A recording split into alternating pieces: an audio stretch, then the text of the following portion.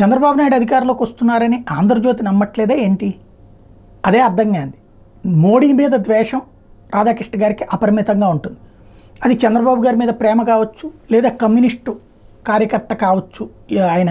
కాబట్టి ఈ రెండు కోణాల్లో నుంచి మోడీ మీద విపరీతమైన ద్వేషం ఉంటుంది ఆయనకి.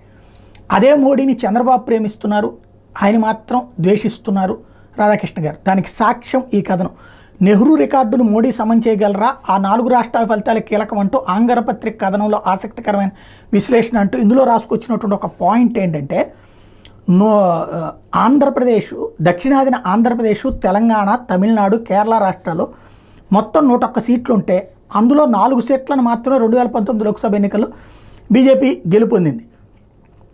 ఈసారి ఈ 4 రాష్ట్రాల ఫలితాల్లో పెద్దగా మార్పు ఉండబోదని విశ్లేషించింది. ఇక గతంలో బీజేపీ కాంగ్రెస్ ముఖాముఖి తలపడి నియోజకవర్గాలు బీజేపీ అద్భుత ఫలితాలు సాధించింది. ఇదంతా మిగతా పాయింట్. అంటే ఒక ఆంగ్ల పత్రిక రాసినటువంటి దాన్ని వీళ్ళు యథాతథంగా రాశారా అంటే ఇందులో ఇంటర్ప్రిటేషన్ చేసుకుని వచ్చారు. బట్ ఆంధ్ర, తెలంగాణ, కర్ణాటక, కేరళ ఈ 4 రాష్ట్రాల కిందసారి 4 సీట్లు వచ్చినాయంటే ఒక్క తెలంగాణలోనే వచ్చినాయి 4 సీట్లు.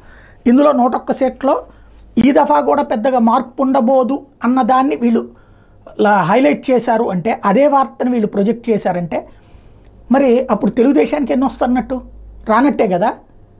తెలుగుదేశానికి కిందసారి 3 వచ్చినాయి, అంతే లెక్కలోకి వచ్చినట్టే కదా ఇప్పుడు బేసిక్గా. అయితే అంటే రాధాకృష్ణ గారు నమ్మట్లేదా, లేకపోతే ఈ వార్త ఎవరో జర్నలిస్ట్ రాసేసినట్టు అన్నదే తెలియట్లా.